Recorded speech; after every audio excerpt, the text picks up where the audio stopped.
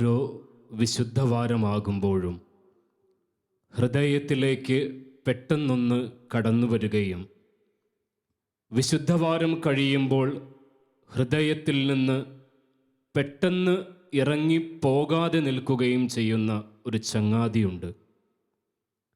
പേര് സെബാൻ. അച്ഛനാകുന്നതിന് മുമ്പുള്ള അവസാന 4 വർഷങ്ങൾ പഠിച്ചിരുന്ന മാംഗ്ലൂർ സെമിനാരിയിൽ എൻ്റെ 1 വർഷം സീനിയറായിരുന്നു. അച്ഛനാകണമെന്നുള്ള ഒറ്റക്കിനാവിനെ നിരന്തരം പ്രണയിച്ചിരുന്നതുകൊണ്ട് പ്രായം ഒത്തിരി കഴിഞ്ഞാണ് സെബാൻ സെമിനാരിയിലെത്തിയത്. ഭാരതത്തിലെ പലയിടങ്ങളിൽ നിന്നായി 200ഓളം പേര് പഠിക്കുന്ന മാംഗ്ലൂർ സെമിനാരിയിലെ ഏറ്റവും സീനിയർ സെമിനാരിക്കാരനായിരുന്നു സെബാൻ. അതുകൊണ്ട് തന്നെ പണിസ്ഥലത്തായാലും കളിസ്ഥലത്തായാലും വരാന്തയിലായാലും ഊട്ടുമുറിയിലായാലും സീനിയർ സെബാൻ എന്നിങ്ങനെ സ്വയം വിശേഷിപ്പിച്ചുകൊണ്ട് പാറി നടന്നിരുന്ന ഒരു ശലഭത്തെ കണക്കായിരുന്നു ഈ ചങ്ങാതി.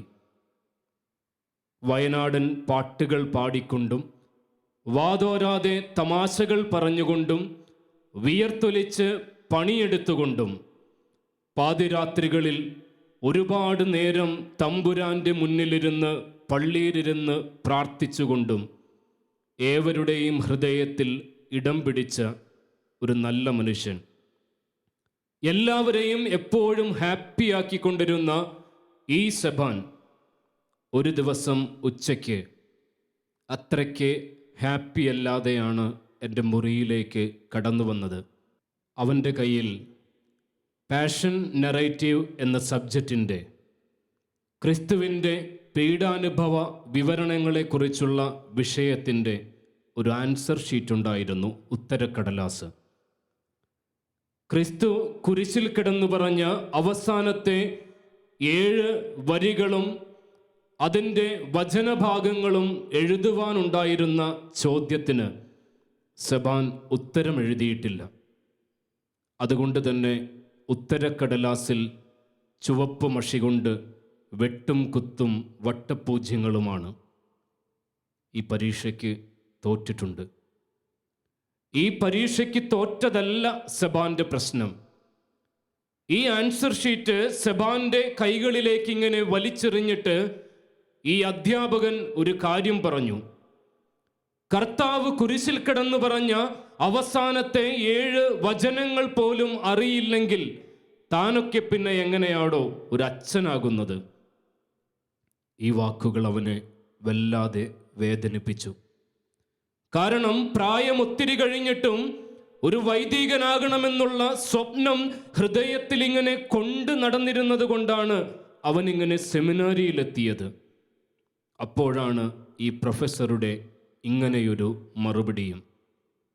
ഇത്രയും പറഞ്ഞ് അവനിങ്ങനെ താഴെ നിലത്ത് കിടന്നു, കുറച്ചു നേരം മിണ്ടാതെ.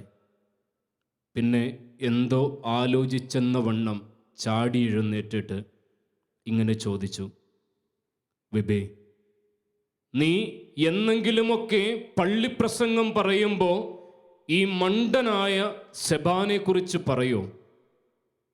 എനിക്കിനി ഒരു അച്ഛനാകാൻ പറ്റുമോ എന്നറിയില്ല. അതുകൊണ്ട് നീ പള്ളിപ്രസംഗം പറയുമ്പോൾ ഞാൻ എഴുതാതെ പോയ ഈ 7 വചനങ്ങളെക്കുറിച്ച് കൂടി പറയണം. ഒരു വരി കൂടി കൂട്ടിപ്പറയണം. ഈ 7 വചനങ്ങൾ അറിയില്ലെങ്കിലും 8 നിലയിൽ പൊട്ടിയെങ്കിലും ഇതിൻ്റെ 7ഉം 7000ഉം ഇരട്ടി തമ്പുരാനെ സെബാൻ സ്നേഹിച്ചിരുന്നുവെന്നുകൂടി കൂട്ടിപ്പറയണം. എന്നിട്ട് കുറച്ചു നേരം നിശബ്ദനായി നിന്നു. പിന്നെ എൻ്റെ കൈകളിൽ ഇങ്ങനെ അമർത്തിപ്പിടിച്ചിട്ട് ചോദിച്ചു, ബിബി, നീ പറയോ? എന്തുത്തരം പറയണമെന്നറിയാതെ അപ്രതീക്ഷിതമായ ഇവൻ്റെ വാക്കുകൾ കേട്ട് അവൻ്റെ കൈകളിലൊന്ന് അമർത്തിപ്പിടിച്ചു. കണ്ണ് നിറയുന്നത് കാണാതിരിക്കാൻ വേണ്ടി പെട്ടെന്നവൻ മുറിവിട്ട് പുറത്തേക്ക് പോയി. എങ്കിലും ദൈവത്തിൻ്റെ കരുണയുടെ നിലാവ് ഈ സെബാൻ്റെ മീതെ പരന്നിരുന്നു. അതുകൊണ്ട് 2008 ഡിസംബറിൽ പട്ടം കിട്ടി ഒരു പുരോഹിതനായി പുത്തൻ കുർബാനയും ചൊല്ലി. പിന്നീട് വയ്യാതെ ഹോസ്പിറ്റലൈസ്ഡായി എന്നറിഞ്ഞു. പിന്നെ വേറെ വിവരങ്ങളൊന്നും അറിഞ്ഞില്ല. ആ വർഷം ഞങ്ങളുടെ ഈസ്റ്റർ മാംഗ്ലൂർ സെമിനാരിയിൽ തന്നെയായിരുന്നു.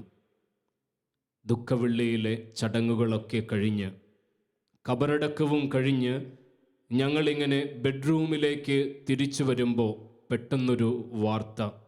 അച്ഛനാകണമെന്നുള്ള ഈ ഒറ്റക്കിനാവിൻ്റെ പിന്നാലെ നടന്നിരുന്ന സെബാൻ ഒരച്ഛനായി ഒറ്റ കുർബാന ചൊല്ലി ഇനിയൊരു കുർബാന പോലും ചൊല്ലാൻ കണ്ണ് തുറക്കാത്ത വിധം കടന്നുപോയിരിക്കുന്നു.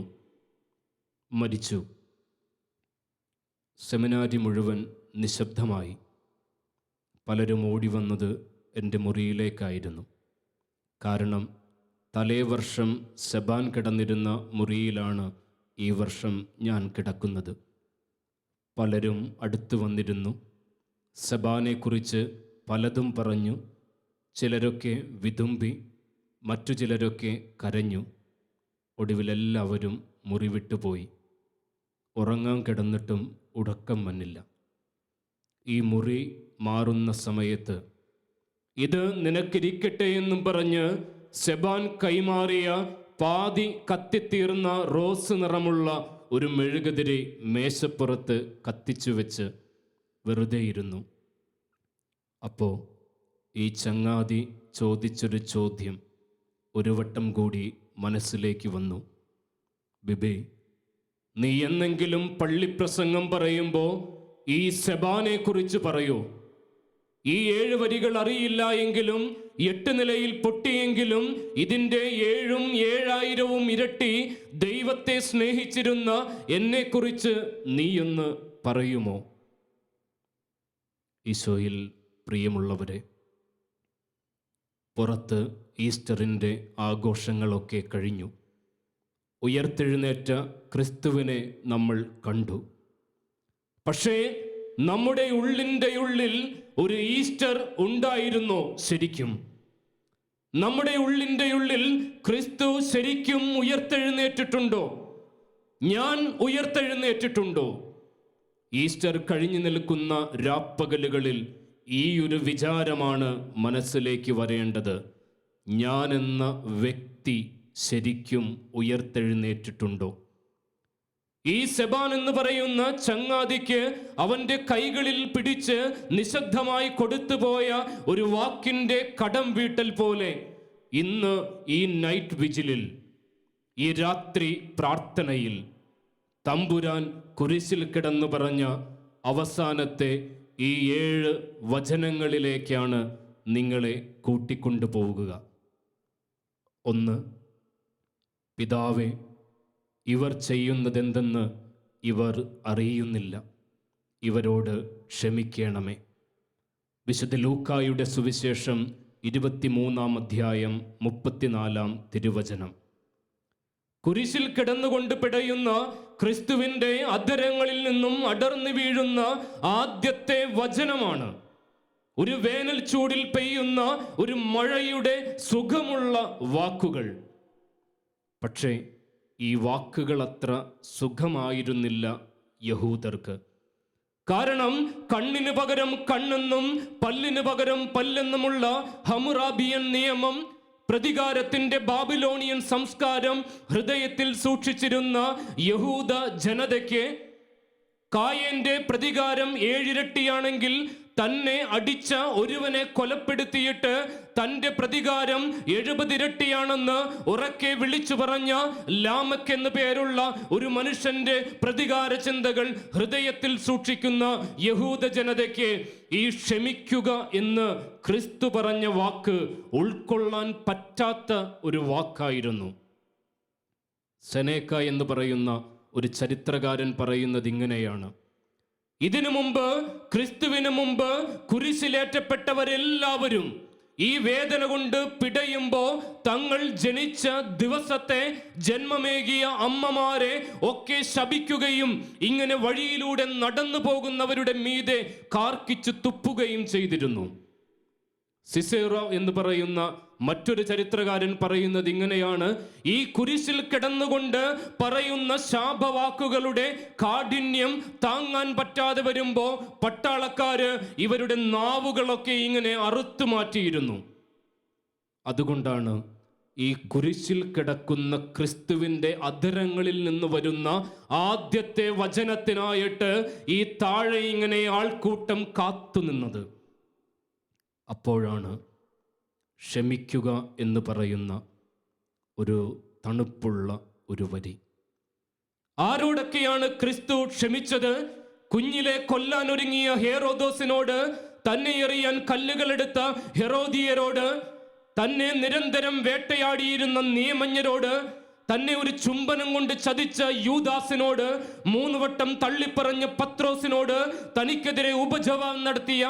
തനിക്കെതിരെ ഉപജാപം നടത്തിയ കയ്യഫാസിനോട്, ഒടുവിൽ ഓശാന പാടിയ ഓർമ്മകൾക്ക് പോലും അൽഷിമേഴ്സ് ബാധിച്ചിട്ട് അവനെ ക്രൂശിക്കുക എന്ന് വിളിച്ചു പറഞ്ഞ ആൾക്കൂട്ടത്തോട്, എല്ലാവരോടും ക്ഷമിക്കുന്ന, പൊറുക്കുന്ന, മറക്കുന്ന ഒരു ക്രിസ്തുവിൻ്റെ വാക്കുകളാണ് ഈ കുരിശിൽ നിന്നും ആദ്യം ഇങ്ങനെ അടർന്നു വീഴുന്നത്. പ്രിയമുള്ളവരെ, ഉൽപ്പത്തിയുടെ താളുകൾക്കിടയിൽ മറ്റൊരു മനുഷ്യനെ നമ്മൾ കണ്ടുമുട്ടുന്നുണ്ട്. ഒരുപക്ഷെ ഉൽപ്പത്തിയുടെ താളുകൾക്കിടയിൽ ചങ്കിനെ തൊടുന്ന ഒരു കാര്യം അപ്പനോട് ചോദിക്കുന്നൊരു മകനുണ്ട്. അപ്പൻ്റെ കയ്യിൽ ഇനി അനുഗ്രഹങ്ങളൊന്നും ബാക്കിയില്ലേ?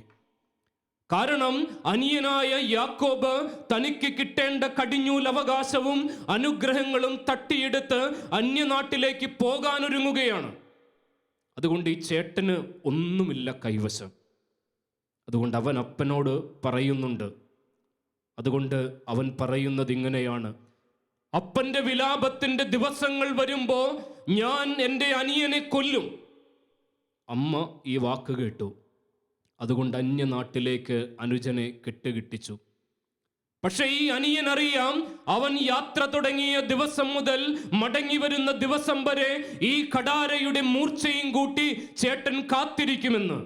അതുകൊണ്ടാണ് 20 വർഷം കഴിഞ്ഞ് അവൻ മടങ്ങി വരുമ്പോൾ പേടിച്ചിട്ടാണ് വരിക. ഈ ചേട്ടൻ എന്താണ് റിയാക്ഷൻ എന്നറിയാൻ പാടില്ല, കൊല്ലുമെന്നുറപ്പാ.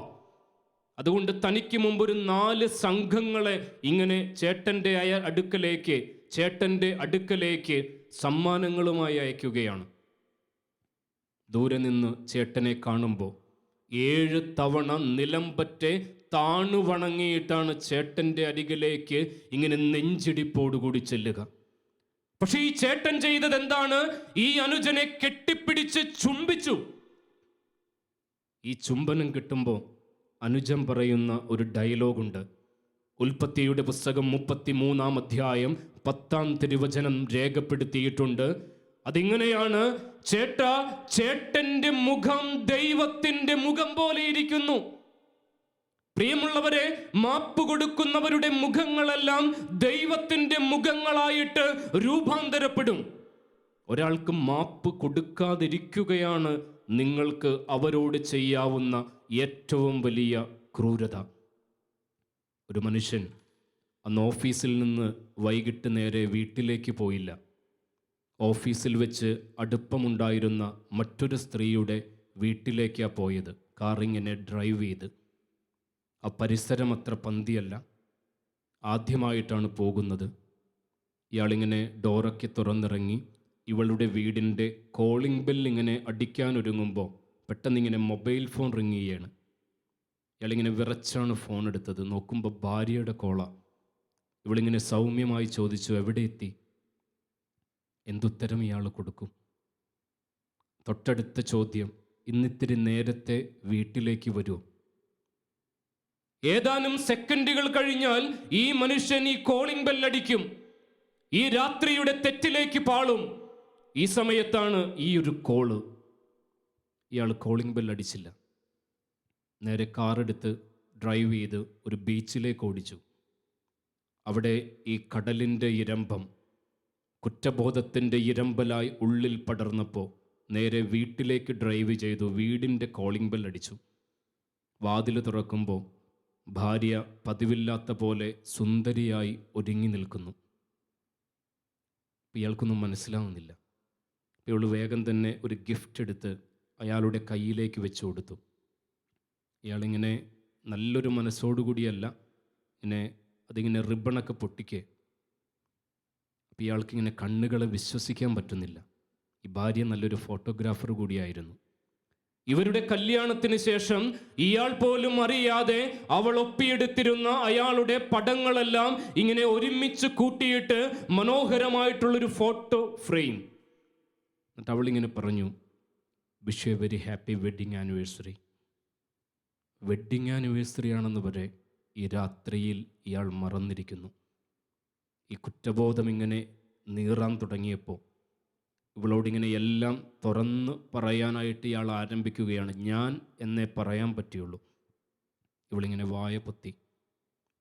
എന്നിട്ട് അവളിങ്ങനെ മെല്ലെ പറഞ്ഞു, നിങ്ങൾ ഡ്രൈവ് ചെയ്ത് പോകുമ്പോൾ കുറച്ച് പിന്നിൽ ഡ്രൈവ് ചെയ്ത് ഞാനും ഉണ്ടായിരുന്നു. നിങ്ങൾ ആ കോളിംഗ് ബെല്ലടിക്കുമ്പോൾ, ഞാൻ വിളിക്കുമ്പോൾ ഒറ്റ പ്രാർത്ഥനയെ എനിക്കുണ്ടായിരുന്നു. നിങ്ങൾ ആ കോളിംഗ് ബെല്ലടിക്കരുത്, എൻ്റെ കോള് കട്ട് ചെയ്യരുത്. നിങ്ങളും ദൈവവും എൻ്റെ പ്രാർത്ഥന കേട്ടു. ഇയാളിങ്ങനെ കരയാണ് ലിറ്ററലി. ഇയാളൊന്ന് കരയാൻ പോലും അനുവദിക്കാതെ അവളിങ്ങനെ ചേർത്ത് പിടിച്ച് ചുംബിച്ചു. ഈ ചുംബനത്തെ കരുണയുടെ ചുംബനമെന്നല്ലാതെ എന്ത് പേരിട്ട് നമ്മൾ വിളിക്കും? പ്രിയമുള്ളവരെ, ഇന്ന് ഈ നൈറ്റ് വിജിലിൽ പങ്കെടുത്തുകൊണ്ടിരിക്കുമ്പോൾ ഈ രാത്രി വരെ നിങ്ങളെ കരയാൻ അനുവദിച്ച നൂറുകണക്കിന് മനുഷ്യരുണ്ടാകും. നിങ്ങൾക്ക് നല്ല ഉറക്കം തരാതെ, കഴിക്കുന്ന ഭക്ഷണത്തിന്റെ രുചി കിട്ടാതെ, കരഞ്ഞു കരഞ്ഞ് നിങ്ങളുടെ തലയിണകൾ ഇങ്ങനെ നനയാൻ വരെ, കുതിരാൻ വരെ കാരണക്കാരായ പലരും ഉണ്ടാകും. നിങ്ങളെ കളിയാക്കിയവര്, നിങ്ങളെ കുറ്റം പറഞ്ഞവര്, നിങ്ങളെ മാറ്റി നിർത്തിയവര്, നിങ്ങളെ അവഗണിച്ചവര് പലരും ഉണ്ടാകും. അല്ലെങ്കിൽ ചിലരിങ്ങനെ, ചില മക്കളൊക്കെ ഇങ്ങനെ ഡ്രിങ്ക്സിൻ്റെയും പിന്നണിയിൽ ഇങ്ങനെ പാളിപ്പോയിട്ടുണ്ടാകും. ദാമ്പത്യ ബന്ധത്തിൽ ജീവിത പങ്കാളി വിശ്വസ്തത പാലിക്കാതെ മാറിപ്പോയിട്ടുണ്ടാകും. യൗവനത്തിന്റെ വർണ്ണക്കാഴ്ചകളിൽ മക്കൾ അലസരായിട്ട് നടക്കുന്നുണ്ടാകും. വാർദ്ധക്യത്തിൽ ഉത്തരവാദിത്തങ്ങൾ എടുക്കാതെ അപ്പന്മാരിങ്ങനെ പാളി നടക്കുന്നുണ്ടാകും. ഇവരോടൊക്കെ നിങ്ങൾക്കൊന്ന് ക്ഷമിക്കാൻ പറ്റുമോ?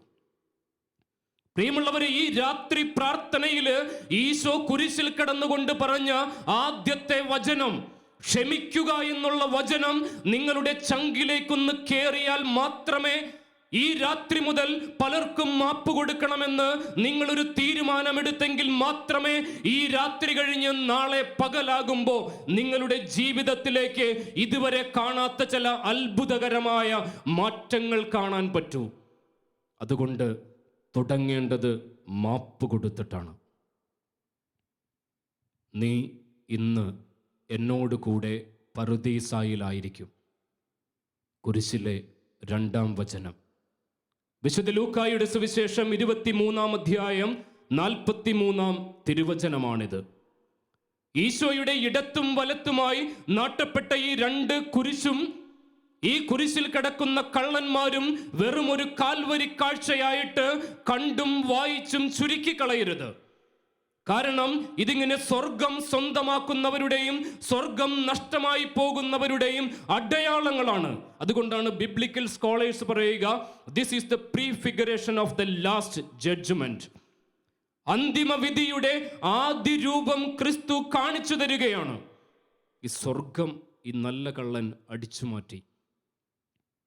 അതിന് അവൻ്റെ പശ്ചാത്താപം മാറ്റി നിർത്തിയാൽ വേറെ ഒരു കൗതുകമുണർത്തുന്ന വായനയുണ്ട്. ഈ പറുദീസ ഇവൻ എങ്ങനെ സ്വന്തമാക്കിയതെന്ന്, ഈ പറുദീസ അവൻ എങ്ങനെ സ്വന്തമാക്കിയെന്ന് ചോദിച്ചാൽ 16-ാം നൂറ്റാണ്ടിൽ എഴുതപ്പെട്ട 2 പുസ്തകങ്ങൾ, അരിമത്തിയക്കാരൻ ജോസഫിന്റെ സുവിശേഷവും ബാല്യകാലത്തിന്റെ സുവിശേഷത്തിലും ഈ നല്ല കള്ളനെ കുറിച്ച് വായനകളുണ്ട്. ദെമസ് എന്നാണ് പേര്. അവനിങ്ങനെ പണക്കാരെ കൊള്ളയടിക്കുകയും പാവപ്പെട്ടവരെ സഹായിക്കുകയും ചെയ്തിരുന്ന ഒരു മനുഷ്യനാണ്.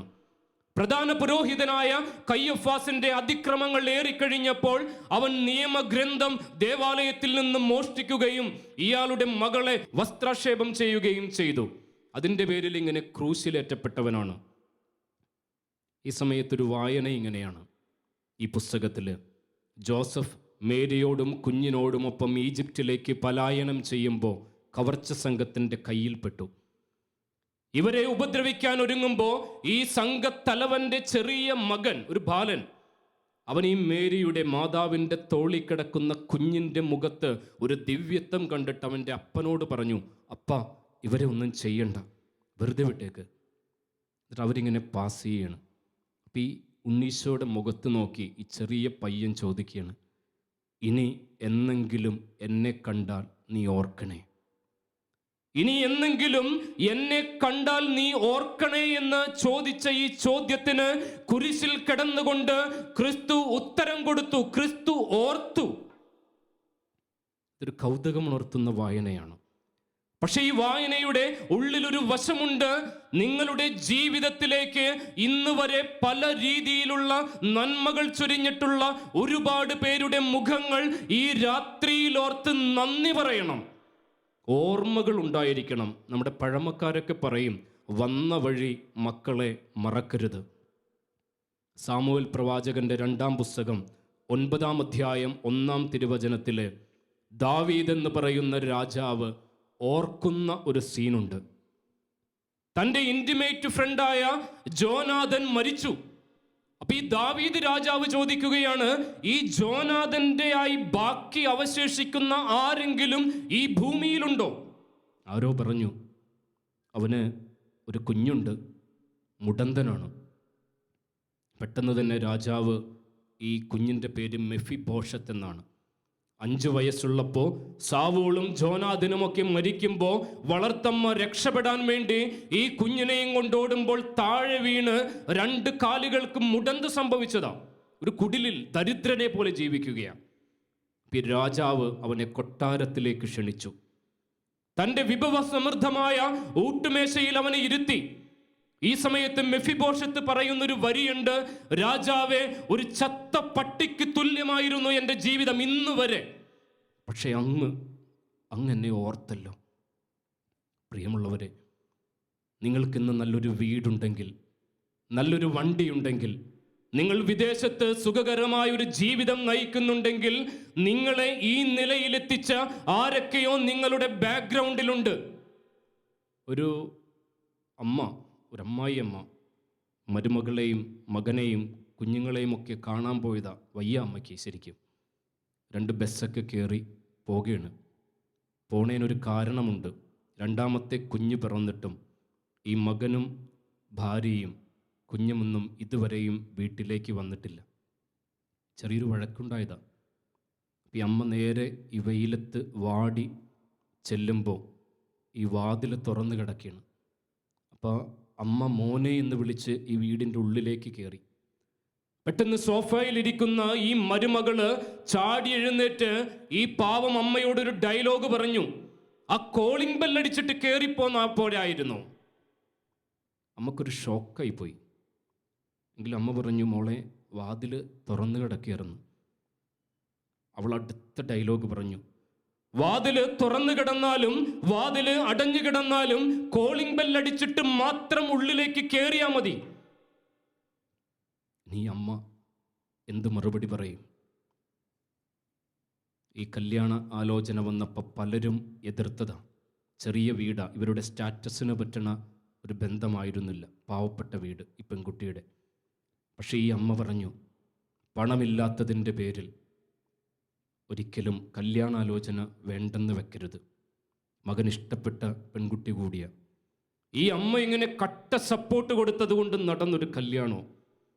ഈ കെട്ടി വന്ന് കയറിയ ദിവസം മുതൽ ഇവൾ ഈ വീട്ടിലെ ഒരു പണി പോലും ചെയ്തിട്ടില്ല. ഈ പാവം അമ്മ അവളെയും മകനെയും വേദനിപ്പിക്കാതിരിക്കാൻ വേണ്ടി അതിരാവിലെ ഉണരും, ഭക്ഷണമൊക്കെ വെക്കും. ആദ്യത്തെ കുഞ്ഞായപ്പോൾ ഈ കുഞ്ഞിന് വേണ്ടി അമ്മ കാവലിരുന്നു.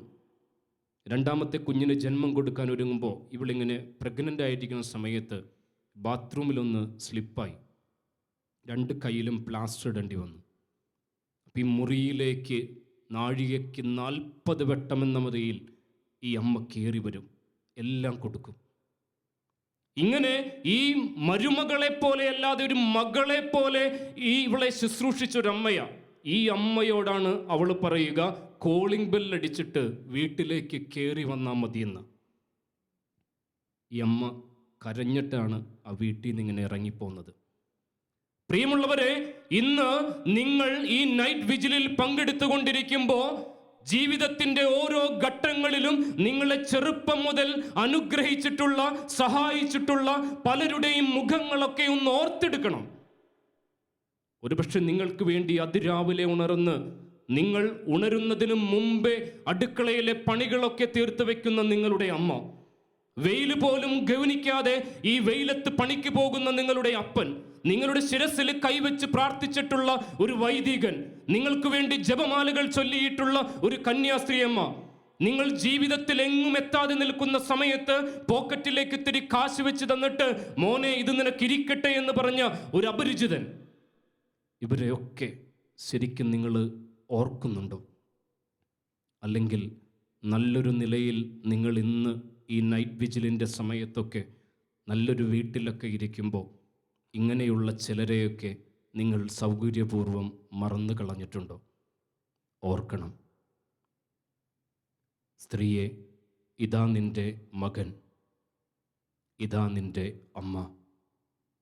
വിശുദ്ധ യോഹന്നാൻ്റെ സുവിശേഷം 19-ാം അധ്യായം 26-ഉം 27-ഉം തിരുവചനങ്ങൾ, കുരിശിലെ 3-ാം തിരുവചനം.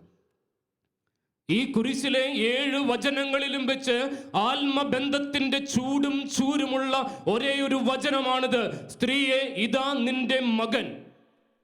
ഈ അമ്മയുടെ കൈകളിലേക്ക് മകനെ ഏൽപ്പിച്ചു കൊടുത്തും മകന്റെ കൈകളിലേക്ക് അമ്മയെ ഏൽപ്പിച്ചു കൊടുത്തും ബന്ധങ്ങളുടെ കുടമാറ്റം നടത്തുന്ന, ബന്ധത്തിന്റെ തീവ്രതയുള്ള കുരിശിലെ ഏറ്റവും പ്രധാനപ്പെട്ട ഒരു വചനമാണിത്. വിശുദ്ധ മർക്കോസിന്റെ സുവിശേഷം 3-ാം അധ്യായം 21-ാം തിരുവചനം മുതൽ 31-ാം തിരുവചനം വരെ അപൂർവ ലാവണ്യമുള്ളൊരു കാഴ്ചയുണ്ട്. ഈശോയ്ക്ക് സുബോധം നഷ്ടപ്പെട്ടു എന്ന് പറഞ്ഞ് സ്വന്തക്കാർ അവനെ കാണാനിറങ്ങുമ്പോൾ, അവൻ ഭൂതാവേശിതനാണെന്ന് പറഞ്ഞ് നിയമജ്ഞർ അവനെതിരെ മരണക്കെണിയൊരുക്കുമ്പോൾ, ബന്ധുക്കൾ അവനെ പിടിച്ചു കെട്ടാനായി ഇറങ്ങി പുറപ്പെടുമ്പോൾ ഇതെല്ലാം കാണുകയും കേൾക്കുകയും ചെയ്യുന്ന ഒരാളുണ്ട്, പരിശുദ്ധ അമ്മ. ഈ അമ്മയ്ക്കിന് വെറുതെ നിൽക്കാൻ പറ്റില്ലല്ലോ. ഈ അമ്മ മകന്റെ അരികിലേക്ക് പാഞ്ഞു വരികയാണ്. സുവിശേഷത്തിൽ മറ്റൊരിടത്തും ഈശോ പഠിപ്പിച്ചുകൊണ്ടിരിക്കുന്നതിനിടയിലേക്ക് അമ്മ ഓടി വരുന്നില്ല. കാരണം വരാനൊരു കാര്യമുണ്ട്. ഒരാൾ ഭൂതാവേശിതനാണെന്ന് പറഞ്ഞാൽ അവനെ ഒന്നില്ലെങ്കിൽ നാട് കടത്തും, അല്ലെങ്കിൽ കൊല്ലും. യഹൂദരുടെ ചട്ടം അതാണ്. അതുകൊണ്ട് മകന് മരണത്തിന്റെ ഒരു ഗന്ധമടിക്കുമ്പോൾ ഈ അമ്മ ഇങ്ങനെ ഓടി വരികയാണ്, ഈ മകനെ ഇങ്ങനെ ചേർത്ത് പിടിക്കുകയാണ്. ഇതുപോലെ അമ്മയും മക്കളൊക്കെ ഉണ്ടാവണം വീടുകളിൽ.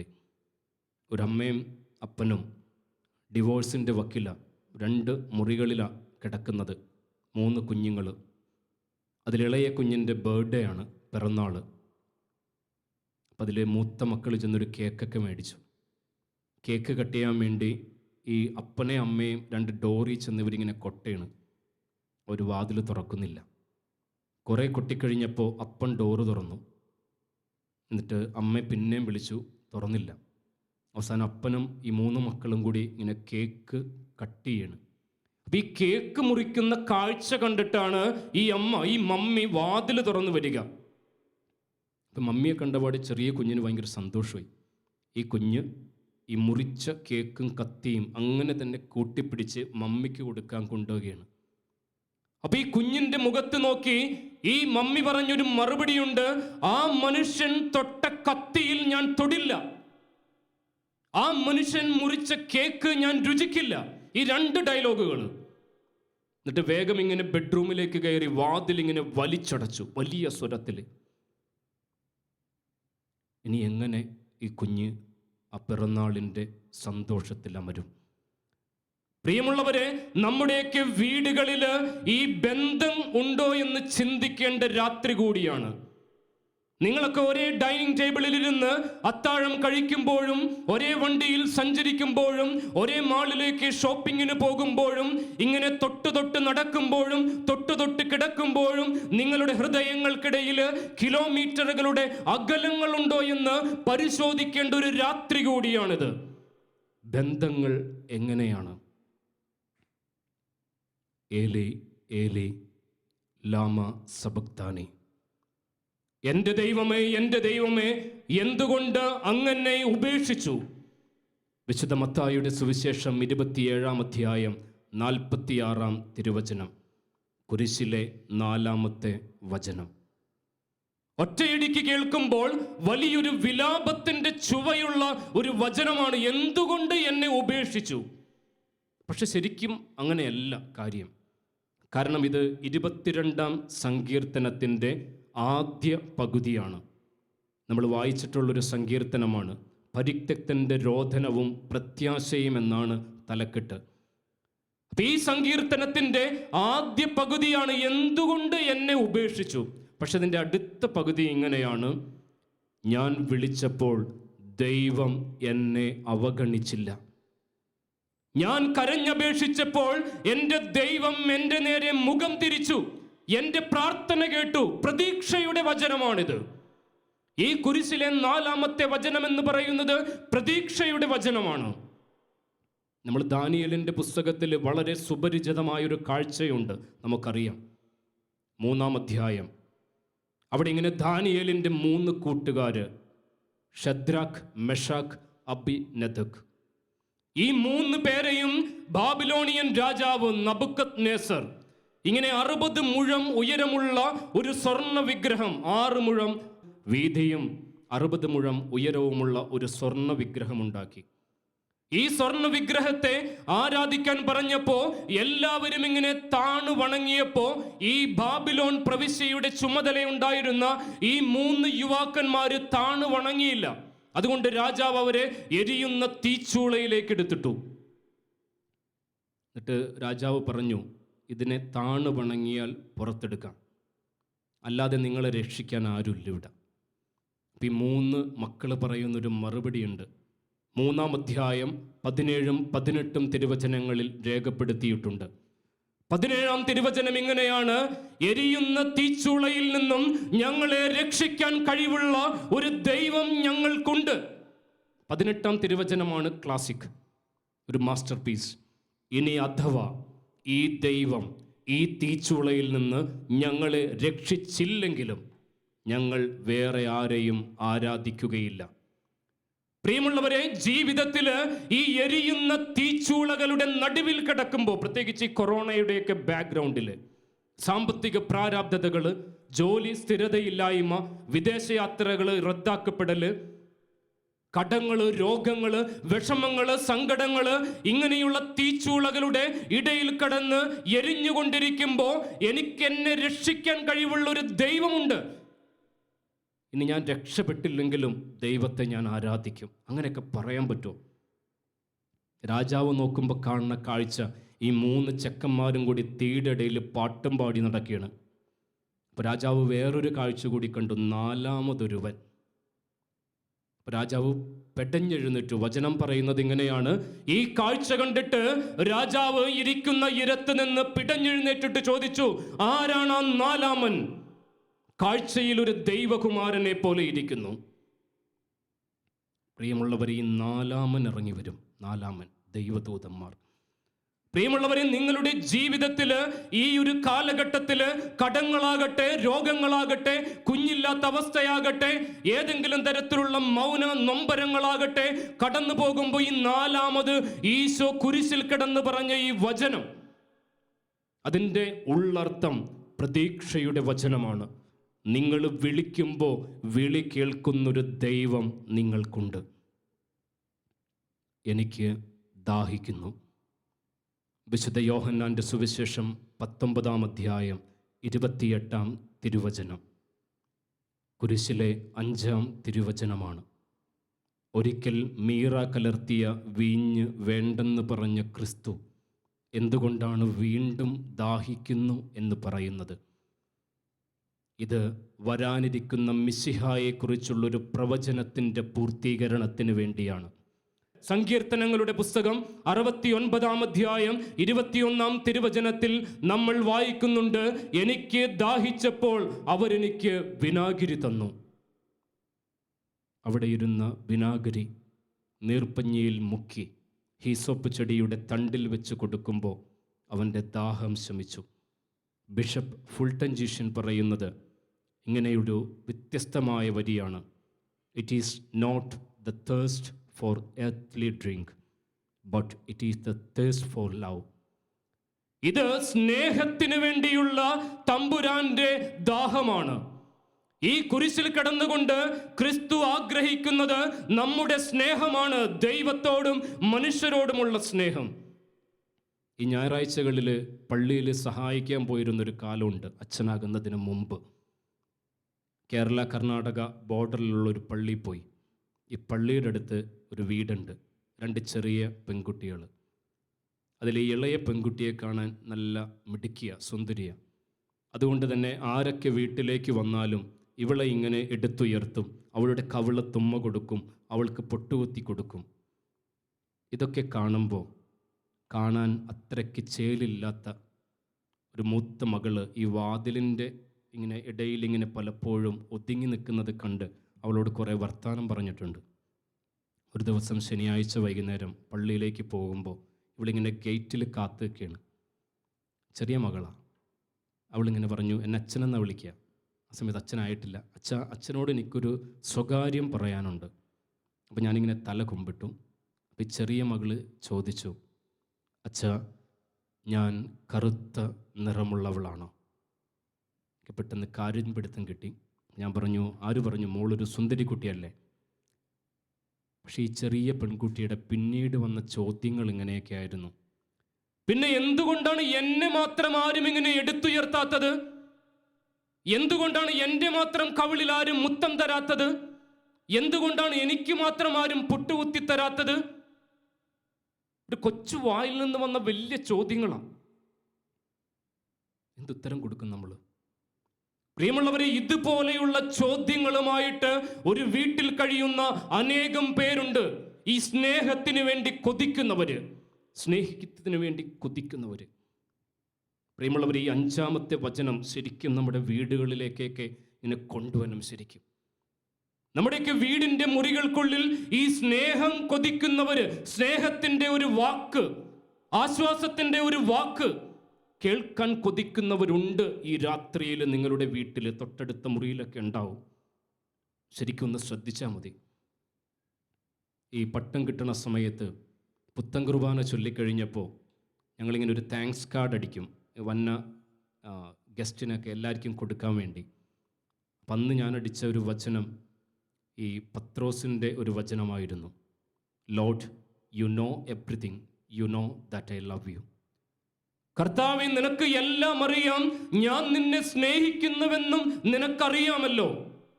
അന്നൊന്നും മനസ്സിലാകാതെ ഇഷ്ടപ്പെട്ടൊരു വചനം എടുത്ത് എഴുതിയതാണ്. ഇന്നിപ്പോൾ ഈ അച്ഛനായിട്ടൊരു 10 വർഷമൊക്കെ കഴിയുമ്പോൾ ശരിക്കും ഒരു പൊള്ളൽ പോലെ ഈ വചനം എന്നെ വേട്ടയാടുന്നുണ്ട്. എൻ്റെ ദൈവത്തെ സ്നേഹിക്കുവാനായിട്ട് എനിക്ക് ശരിക്കും ഇന്ന് വരെയും കഴിഞ്ഞിട്ടുണ്ടോ? ഈ 10 വർഷം കഴിഞ്ഞ് പൗരോഹിത്യവും കഴിഞ്ഞു നിൽക്കുമ്പോഴും ഈ വചനം ഓരോ രാത്രിയിലും ഓരോ പകലിലും നിരന്തരം വേട്ടയാടുന്ന ഒരു വചനമാണ്. നിരന്തരം വേട്ടയാടുന്ന ഒരു വചനം. അതുകൊണ്ട് കുരിശിലെ 5-ാമത്തെ വചനം, ദൈവത്തെ നീ ശരിക്കും സ്നേഹിക്കുന്നുണ്ടോ? തൊട്ടടുത്ത് ബെഡ്റൂമിൽ കിടന്നുറങ്ങുന്ന നിന്റെ മകളെ നീ ശരിക്കും സ്നേഹിക്കുന്നുണ്ടോ? ചിന്തിക്കണം. എല്ലാം പൂർത്തിയായി. വിശുദ്ധ യോഹന്നാൻ്റെ സുവിശേഷം 19-ാം അധ്യായം 30-ാം തിരുവചനം, കുരിശിലെ 6-ാമത്തെ തിരുവചനമാണിത്. ഏതൊരു നിയോഗത്തിന് വേണ്ടിയിട്ടാണോ ദൈവം തൻ്റെ ഏകപുത്രനെ ഈ ഭൂമിയിലേക്ക് അയച്ചത്, ആ നിയോഗം, ആ ദൗത്യം, അതിൻ്റെ 100% നിർവൃതിയിൽ ചെയ്തു തീർത്ത കർത്താവിൻ്റെ വചനമാണിത്. മനുഷ്യരുടെ പാപങ്ങൾക്ക് രക്ഷയാകുവാൻ വേണ്ടി സ്വയം ഒരു ബലി കുഞ്ഞാടായി മാറിയവൻ്റെ നിർവൃതിയുടെ വാക്കുകളാണിത്. നമുക്കൊക്കെ ഈ വചനം പറയാൻ പറ്റുമോ? എല്ലാം പൂർത്തിയായി എന്നൊക്കെ. എല്ലാം തുടങ്ങിയെന്ന് തന്നെ പറയാൻ പറ്റണില്ല. പിന്നെ എങ്ങനെയാണ് എല്ലാം പൂർത്തിയായി എന്ന് പറയുക? നമ്മളൊക്കെ വിചാരിക്കുന്ന സമയത്ത് ഒരു കാര്യം പോലും ചെയ്തു തീർക്കാൻ പോലും നമുക്ക് പറ്റുന്നില്ല. വിശുദ്ധ പൗലോസ് അപ്പോസ്തലൻ റോമക്കാർക്ക് എഴുതിയ ലേഖനം 23-ാം അധ്യായം 11-ാം തിരുവചനത്തിൽ പൗലോസ് കിടന്നുറങ്ങുകയാണ്. ഒരു നൈറ്റ് വിജിൽ പോലെയൊക്കെ എടുക്കാം. പൗലോസ് ഇങ്ങനെ കിടന്നുറങ്ങുമ്പോൾ ദൈവത്തിന്റെ ദൂത് കേൾക്കുന്നു, പൗലോസെ, ഇത്രയും കാലം നീ ജെറുസലേമിൽ പ്രസംഗിച്ചു, ഇനി റോമിലേക്ക് പോയിക്കോ. പൗലോസ് ഇങ്ങനെ വചനം പ്രസംഗിച്ച് ജെറുസലേമിൽ കത്തി നിൽക്കുന്ന കാലമാണ്. ഒരിടത്ത് നിന്നും മറ്റൊരിടത്തേക്ക് സുവിശേഷത്തിന്റെ കൈമാറ്റം നടത്തുന്ന കാലം. ഈ സമയത്താണ് പറയുക, ഇവിടെ മതി, ഇനി റോമിലേക്ക് പൊയ്ക്കോ. അവൻ ഈ കിനാവ് കണ്ടാണ് രാവിലെ ഉണരുക. പക്ഷെ അടുത്ത പ്രഭാതം മുതൽ പൗലോസ് ഒരിക്കലും പ്രതീക്ഷിക്കാത്ത തടസ്സങ്ങൾ ഒന്നിനു പിറകെ ഒന്നായി വരികയാണ്. പൗലോസിനെ കൊന്നിട്ടല്ലാതെ ഒരിറ്റ് വെള്ളം കുടിക്കില്ല, ഒരു നേരത്തെ ഭക്ഷണം കഴിക്കില്ല എന്ന് പറഞ്ഞ് അവന്റെ രക്തത്തിന് വേണ്ടി മുറവിളി കൂട്ടിയ 40ഓളം ജൂതന്മാര് അവർ കെണിയിൽപ്പെടുത്തിയിട്ട് പൗലോസിനെ ഫെലിക്സ് എന്ന പേരുള്ള ഒരു ഭരണാധികാരിയുടെ അടുക്കലേക്ക് അയച്ചു. 2 വർഷം തടവില്. പിന്നീട് അവിടെ നിന്ന് ഫേസ്തൂസ് എന്ന് പറയുന്ന ഭരണാധികാരിയുടെ അരികിലേക്ക്, അവിടെ നിന്ന് അഗ്രിപ്പായുടെ അരികിലേക്ക്, അവിടെ നിന്നും ഇങ്ങനെ ഒരു കള്ളനെ പോലെയും കുറ്റവാളിയെ പോലെയും കപ്പലിൽ റോമിലേക്ക്. ഒന്ന് ചിന്തിച്ചു നോക്കിയേ, വചനം പ്രഘോഷിച്ച് റോമിൽ പോകാൻ പറഞ്ഞ പൗലോസ് ഇപ്പോൾ കപ്പലിൽ ഒരു കുറ്റവാളിയെ കണക്ക് റോമിലേക്ക് പോവുകയാണ്. ആ കപ്പലാകട്ടെ റോമിലെത്തിയതുമില്ല. ഇടയ്ക്ക് വെച്ച് തകർന്നു, നീന്തിയും മരക്കഷ്ണങ്ങളിൽ അള്ളിപ്പിടിച്ചും മാൾട്ട എന്ന് പറയുന്ന ദ്വീപിൽ ചെന്ന് കയറി. പിന്നെ 3 മാസം അവിടെ, പിന്നെയും ചെറിയ സ്ഥലങ്ങളിലൊക്കെ ചുറ്റിക്കറങ്ങി റോമിലെത്തുമ്പോൾ 2 വർഷങ്ങൾ കഴിഞ്ഞിരിക്കുന്നു. പെട്ടെന്ന് അങ്ങോട്ട് എത്താമെന്ന് വിചാരിച്ചതാ, പെട്ടെന്ന് എത്തിയില്ല. പ്രിയമുള്ളവരെ, ഈ സമയത്ത് പൗലോസിന് പരിഭവങ്ങളില്ല, ദൈവത്തോട് പിണക്കങ്ങളില്ല. കാരണം ഒരു വചനം അവന്റെ ചങ്കിൽ അവൻ കൊത്തിവെച്ചിരുന്നു. സങ്കീർത്തനങ്ങളുടെ പുസ്തകം 69-ാം അധ്യായം 13-ാം തിരുവചനം. ആ വചനം ഈ രാത്രിയിൽ നിങ്ങളുടെ ഹൃദയത്തിൽ ഇങ്ങനെ കൊത്തിവെക്കാൻ പറ്റിയ ഒരു വചനമാണ്. കരുണാസമ്പന്നനായ കർത്താവേ, അങ്ങേക്ക് ഉചിതമായ സമയത്ത് എനിക്കുത്തരം തരയണമേ. അതിൻ്റെ ഉള്ളർത്ഥം, ഞാൻ വിചാരിക്കുന്ന സമയത്തല്ല, എൻ്റെ ദൈവം വിചാരിക്കുന്ന സമയത്തെ ചില പരിപാടികളൊക്കെ നടക്കൂ.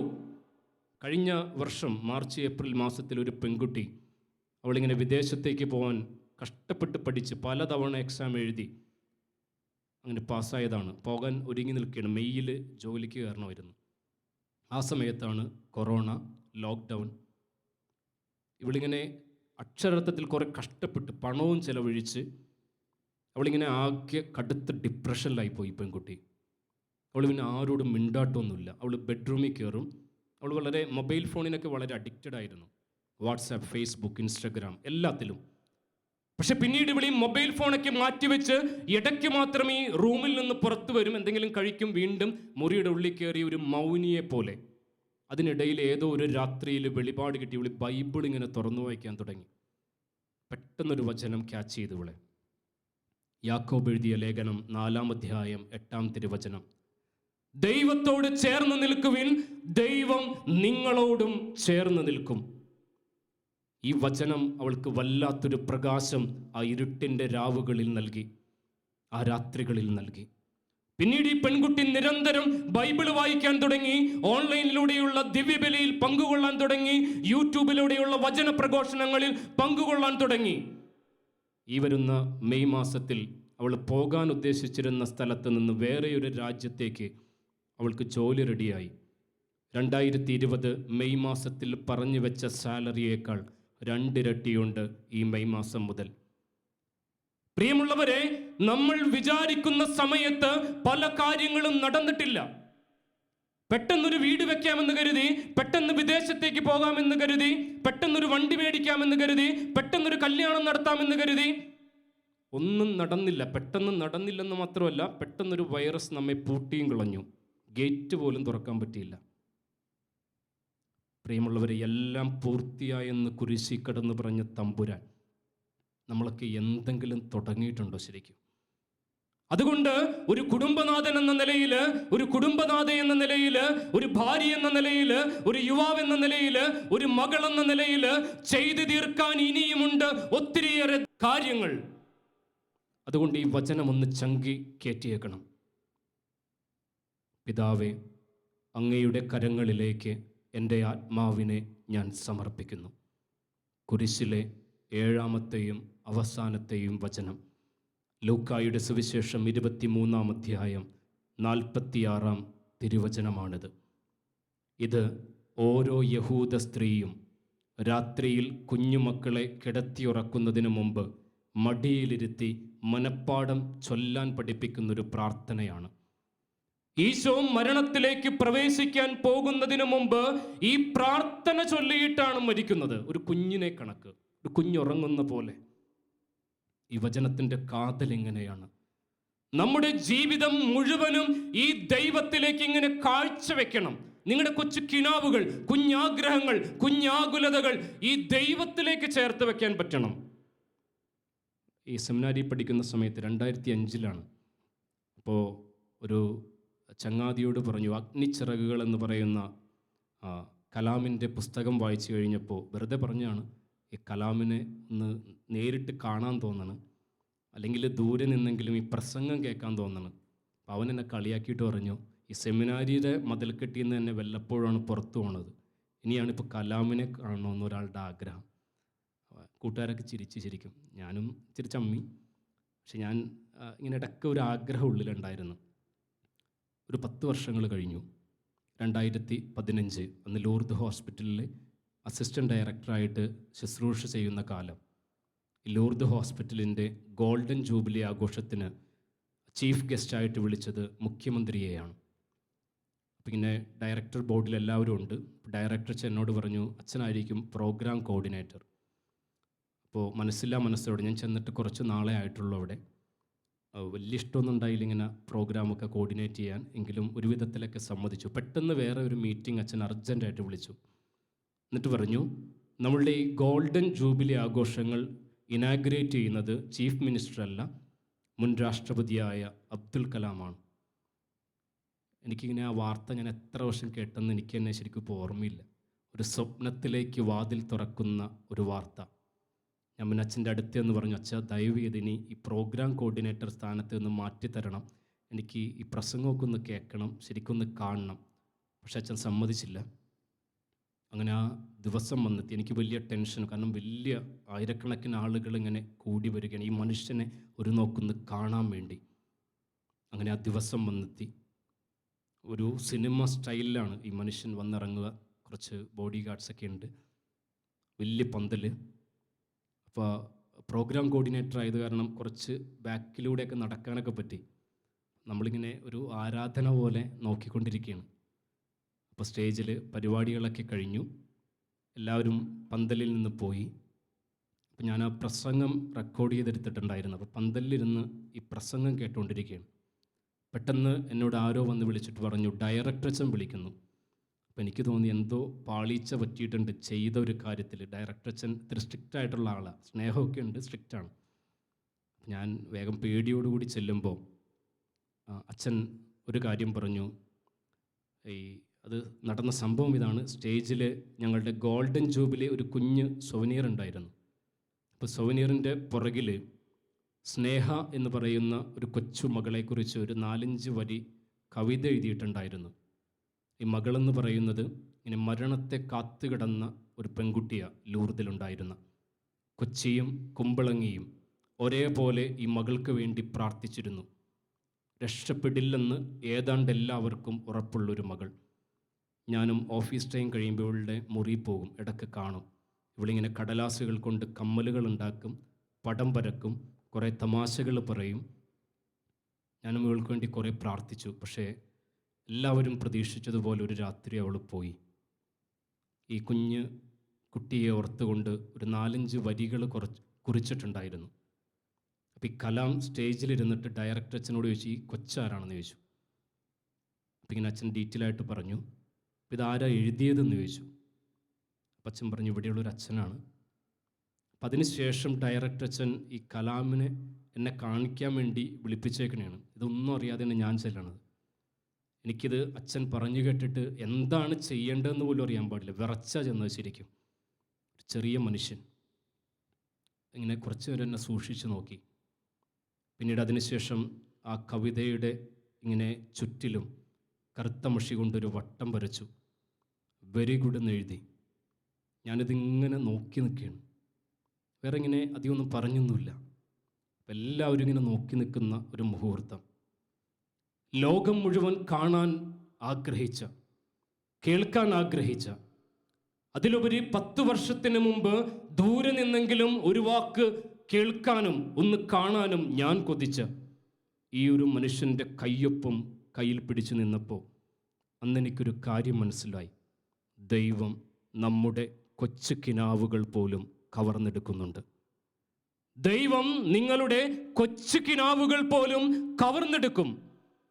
പിതാവേ, അങ്ങയുടെ കരങ്ങളിലേക്ക് എൻ്റെ ആത്മാവിനെ ഞാൻ സമർപ്പിക്കുന്നുവെന്ന് ക്രിസ്തു പറഞ്ഞതുപോലെ നിങ്ങളുടെ ആകുലതകൾ, നിങ്ങളുടെ ആഗ്രഹങ്ങൾ, നിങ്ങളുടെ വിഷമങ്ങൾ, സങ്കടങ്ങൾ, കരച്ചിലുകൾ എല്ലാം ഈ ദൈവത്തിലേക്കൊന്ന് വെച്ചു കൊടുക്കുമ്പോൾ അത് നിങ്ങൾ പറഞ്ഞിട്ടില്ലെങ്കിൽ മനസ്സിൻ്റെ ഉള്ളിലുണ്ടെങ്കിൽ പോലും അതൊക്കെ കവർന്നെടുക്കുന്ന ഒരു ദൈവം പ്രിയമുള്ളവരെ നിങ്ങൾക്കുണ്ട്. ഈ കുരിശിലെ 7 വരികൾ ഇവിടെ തീരുകയാണ്. 7 നിറങ്ങൾ കൂടിച്ചേർന്ന് മഴവില്ലുണ്ടാകുന്നത് പോലെ, 7 സ്വരങ്ങൾ കൂടിച്ചേർന്ന് സംഗീതമുണ്ടാകുന്നത് പോലെ ഈ 7 വചനങ്ങൾ നമ്മുടെ ജീവിതത്തെ അടിമുടി മാറ്റിയിട്ട് ഈ രാത്രി കഴിയുമ്പോൾ പുതിയൊരു പകലിലേക്കും പുതിയൊരു ജീവിതത്തിലേക്കും പ്രകാശം തരുന്ന വരികളായിട്ട് നമുക്ക് മാറ്റാൻ പറ്റണം. ഒരു ദുഃഖവെള്ളിയിൽ കനത്ത മഴയായിരുന്നു. അന്ന് ബിഷപ്പ് പറഞ്ഞു, എറണാകുളം കത്തീഡ്രൽ ദേവാലയത്തിൽ കപ്പലുവള്ളി എന്ന് വിളിക്കും. അപ്പോൾ പറഞ്ഞു, നഗരി കാണിക്കലില്ല, ഈശോയുടെ രൂപം പള്ളിയുടെ ഉള്ളിൽ വെക്കും, നിരനിരയായിട്ട് വന്ന് തൊട്ടുമുത്തി എല്ലാവർക്കും തിരിച്ചു പോകാം, പുറത്ത് നല്ല മഴയാണ്. അപ്പോൾ ബിഷപ്പിൻ്റെ സെക്രട്ടറി ആയത് കാരണം ഞാനിങ്ങനെ അടുത്ത് നിന്ന്, പിതാവ് അവിടെ ഇരുന്ന്, അപ്പോൾ ഇങ്ങനെ ആളുകളിങ്ങനെ നിരയായിട്ട് വരികയാണ്. അപ്പോൾ ഞാൻ നോക്കി നിൽക്കുമ്പോൾ ഒരു അമ്മയുടെ ഒക്കത്തിരിക്കുന്നൊരു ചെറിയ മകള്, ഒരു പെൺകുട്ടി, അവളിങ്ങനെ ഈശോൻ്റെ ഇങ്ങനെ നോക്കി കയ്യൊക്കെ ഇങ്ങനെ നീട്ടിപ്പിടിച്ച് വരെ. അപ്പം ഞാൻ നോക്കുമ്പോൾ എൻ്റെ മനസ്സിലിങ്ങനെ തോന്നി, ദൈവത്തോട് എന്തൊരു സ്നേഹമുള്ള കൊച്ച്. അപ്പോൾ ഇവളിങ്ങനെ അടുത്തടുത്ത് വരികയാണ് ഈശോയുടെ ഈ പാസ്ക രൂപം ഇങ്ങനെ തൊട്ടുമുത്താനായിട്ട്. അപ്പോൾ ഞാൻ ഇവിടെ തന്നെ സൂക്ഷിച്ച് നോക്കിയിരിക്കുകയാണ്. ഇവളിങ്ങനെ കൈ ഇങ്ങനെ നീട്ടിങ്ങനെ മുത്താനായിട്ടുള്ള കൊതിയിൽ വരികയാണ്. ഞാൻ അവളെ നോക്കി, അവസാനം അവൾ അവിടെ എത്തി. ഞാൻ അവളിപ്പം മുത്തും എന്ന് വിചാരിച്ചപ്പോഴേക്കും അവൾ ആ നീട്ടിപ്പിടിച്ച കയ്യിൽ ആ രൂപത്തിൻ്റെ ചുറ്റിലും തൂക്കിയിട്ടിരുന്ന ചാമ്പക്ക എന്ന് പറഞ്ഞാൽ പൊട്ടിച്ചെടുത്ത്.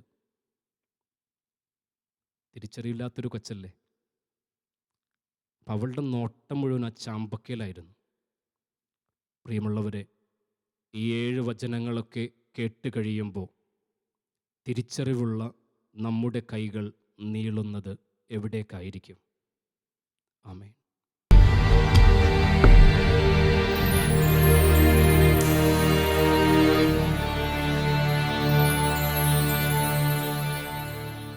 കനിവിൻ്റെ നിറവാർന്നൊരമ്മേ, നിനക്കേകുന്നു സ്നേഹ പ്രണാമം.